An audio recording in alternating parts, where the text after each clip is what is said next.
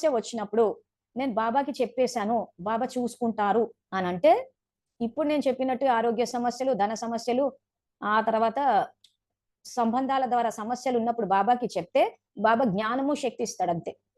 మనమేమంటున్నామంటే, ఎవరైనా మనల్ని ఏదైనా అంటే, మనకు తిరిగి అనాలనిపించినా అనలేదనుకుందాము. లేదా శుభభావనలు, శుభకామనలు ఈ ట్రైనింగులు తీసుకొని ఇచ్చేసిన అంటే ఎందుకంటే లోపల ఎందుకు పరివర్తన చేయట్లేదు అందరూ అంటే, ఎవరికి వాళ్ళు మేము కరెక్ట్ అనుకుంటున్నారు.